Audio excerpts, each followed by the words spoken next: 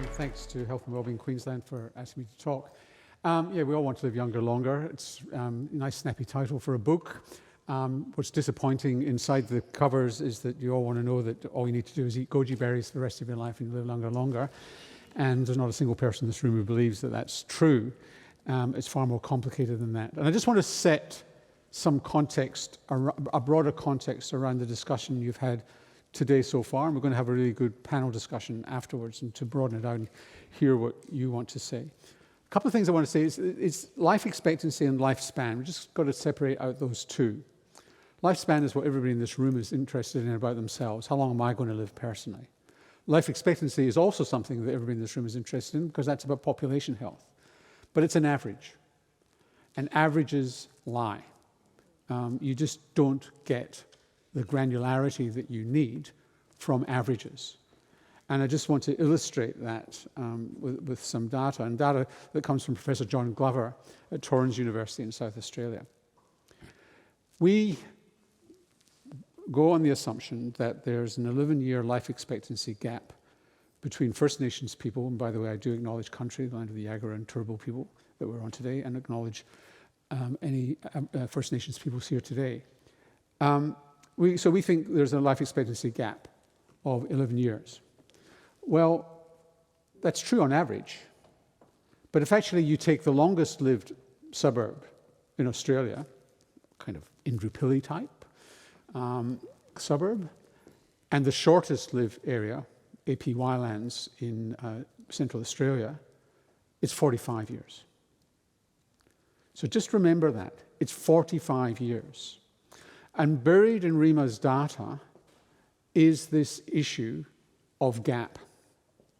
Because a baby girl born today in Indooroopilly is probably going to live to 100. But a baby girl born today in Bundaberg, Mount Isa, or a regional or rural, a remote Aboriginal community is not. And there are multiple reasons for that.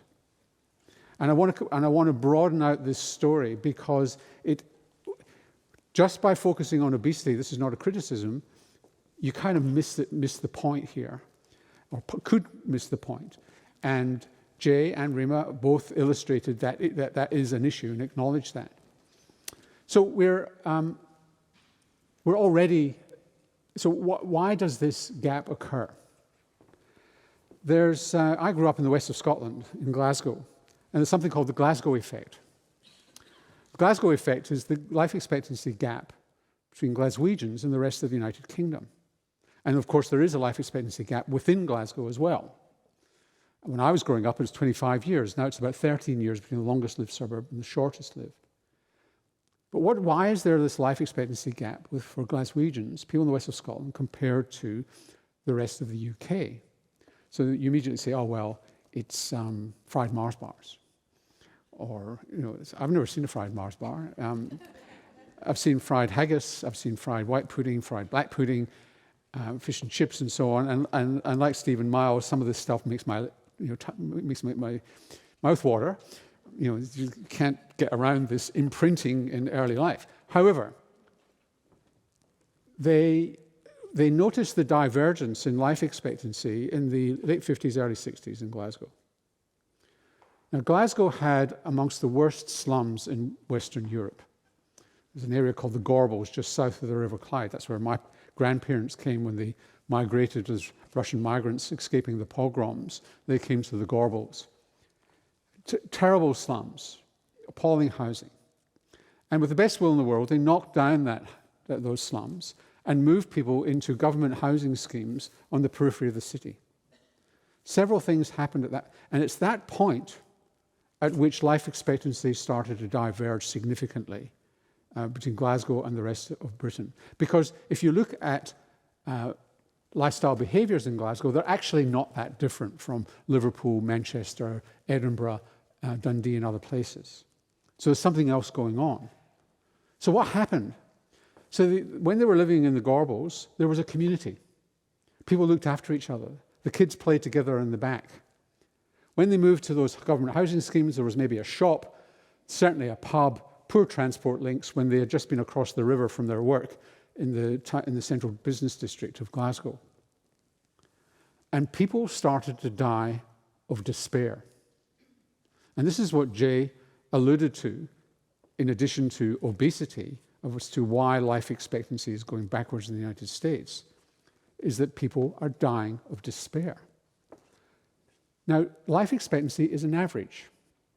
And I'm talking in front of Jay, who's a biodemographer, and he'll probably have a go at me for my journalistic sweep across the facts. But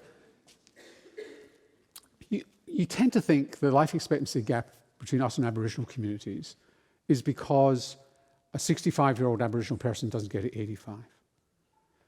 The reality is that it does have an impact on life expectancy, the average, but you don't lose enough years of life to really have an impact. The reason you get a gap is that you don't have the luxury of dying old. Middle-aged people die. And that's what happened in Glasgow, is that the diseases of despair don't tend to affect the elderly, they affect young and middle-aged people. So people die of drug and alcohol, they die of violence, they die of self-harm, they die of premature coronary heart disease, sometimes because of diet and sometimes because of other stuff going on.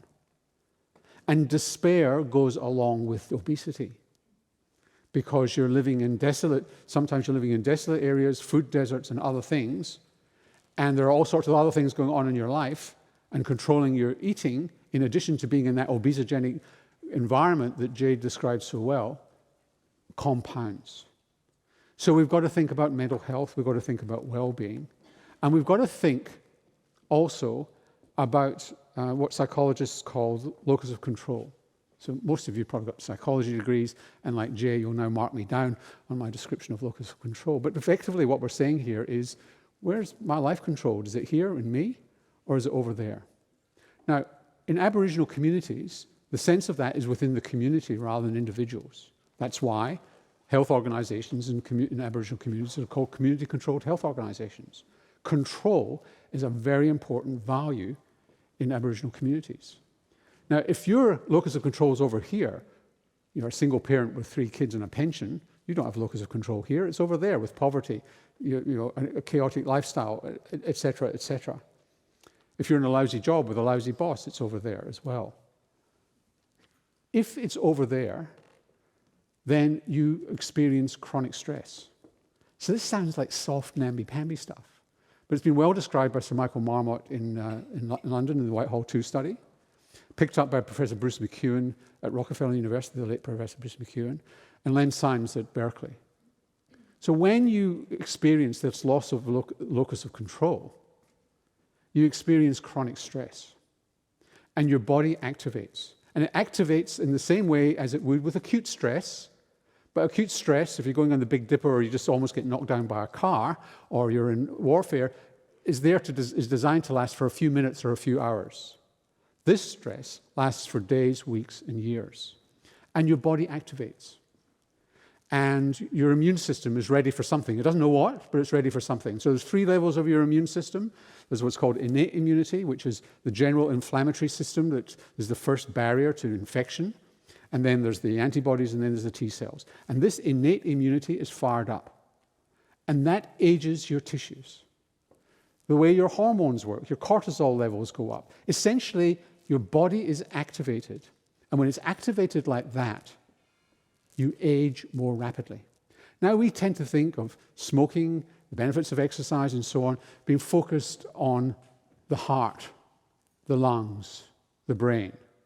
But the reality is most of these risk factors affect every cell in your body, as does obesity.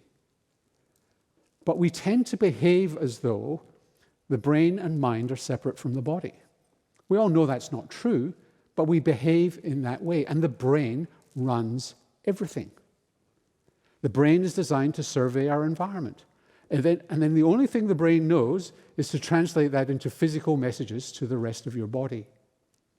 So if we're undergoing chronic stress, loss of locus of control, disadvantage, loss of agency, our aging processes in every cell of our body speed up, which is why you get premature death. It changes your lifestyle behaviors, absolutely, but in its own right it does. In the Whitehall 2 study, when they looked at why there's a health and mortality gradient. One of the most potent factors is education. So why are we already living younger longer? An 80-year-old's chances of dying in the next 12 months, according to Swedish data anyway, are about the same as like a 65-year-old's were 50 years ago. So there's lots of reasons for that. It's not just that you're younger, but there are lots of reasons for that. But one reason is that after World War II, and this is the cohort effect that Rima was talking about, is that after the war, people started completing high school. They started going on to university and further education. The longer you go on in education, the longer you live. The more agency that you have in your life. The later you get dementia, the later you get coronary heart disease and cancer. Education is really potent, but when you remove education from the data, it still doesn't flatten the curve. Locus of control did flatten the curve with loss of agency attached, which was Len Symes' work at the University of California, Berkeley. So we forget about this stuff at our peril. And it comes back to, I think it was Robin talking, if not Rob, certainly you heard it earlier, maybe from Stephen, the bloke who was health minister. It comes back to community. It comes back to control. So if do-gooding people come into an environment and tell people what to do and say, we know what's good for you, that's removing locus of control. The voice is about locus of control. Be under no delusion, there is solid biological evidence behind the voice. And so just for Jay's benefit, the voice is an Indigenous voice to Parliament to advise on policy in Indigenous affairs. It's more complicated than that. So we've just got to think comprehensively, and we've got to think about community and how communities get mobilized. But one of the things that has happened over the last 30, 40 years, so what is this cohort effect? Well, the cohort effect is neoconservatism since the 1970s, and the strong belief that markets can solve all our problems. And markets cannot solve all our problems.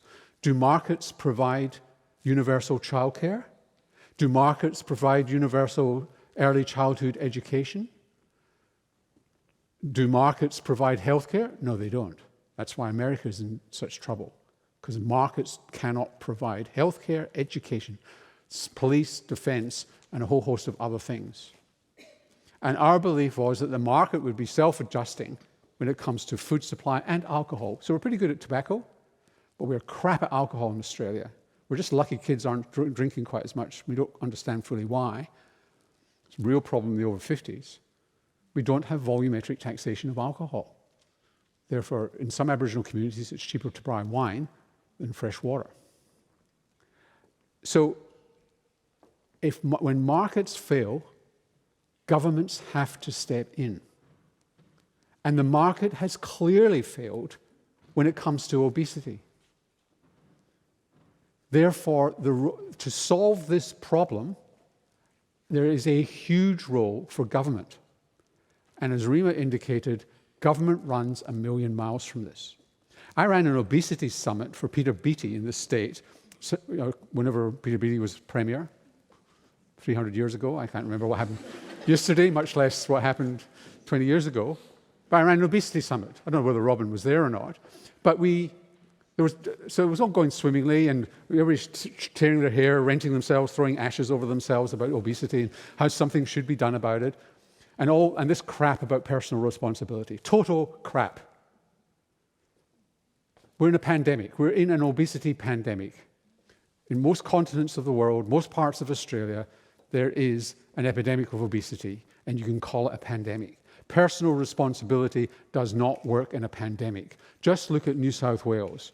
They went the ideological neocon way in December of, I can't remember when that was now, but in last July, and we got a furnace of outbreak of COVID, which spread to Victoria. And so New South Wales, neoliberal attitudes created an outbreak of the pandemic, which then spread to Victoria, and Victoria ended up being a very damaged city in extended lockdown. Personal responsibility does not work. And so we've got to think through, what are we expecting of government? And they're not allowed to escape this. And unfortunately in this area, state governments don't play a huge role, because it is about unhealthy advertising. It is about differential pricing. It is about social marketing on a large scale that makes sense. Where state government can get in is in community development and communities taking control of their destiny in this issue. But we've got to think about that broader context, and we've got to think about children. I'm on the board of ARACI, the Australian Research Alliance of Children and Youth. So we're devoted to evidence into policy for children and youth in Australia across a whole front. We're in partnership with Michael Hogan here in Thriving Kids Queensland, which we're talking to Health and Wellbeing Queensland about this, funded by the Ramsay Foundation. We've also got a tool called Pulse, which assesses mental health and well-being in school kids. 84,000 kids have been through this. Sad to hear that New South Wales has decided to start from scratch with another research institution creating a tool that already exists. You know, yet again, wasting taxpayers' money, but that's another story. And Jay alluded to this when you're talking about the predetermination and preset. And it's very similar to drugs and alcohol. If a child is not using drugs and alcohol and other drugs to a dangerous extent by the age of 19, they're unlikely ever to. But if they start earlier than that, their brain changes. There's really good research about this, because you've got this pruning going on inside the brains. So when you reach adolescence, your brain is overgrown. And the process of adolescence is a pruning of the brain and the pathways inside the brain. And drugs and alcohol and other drugs disturbs that pruning. But overeating does as well, because you're resetting the brain, and when the brain is being molded forevermore, it's molded in the wrong way. So if we want to get that cohort effect, which is coming to what Ree was talking about, how do we recreate the environment of the 1970s? It's also about recreating the developmental pathway in the 1970s for kids through to adolescence and just slightly beyond that. Mind you, some people say adolescence in males doesn't end until 27 years old. But how do we actually do that? Because we're changing their brains and their set points are adjusted. Joe Proetta's work at Monash University has shown that, others internationally. So this is not social alone, it's not biological alone, it's not political alone, it's not community alone, it's all of these things. But where you're going to get the most bang for your buck is in childhood, because otherwise they're going to die in middle age. And that's why Rima's data suggests we'll lose 5 years of life expectancy, because they won't have the luxury of growing old. Thank you very much.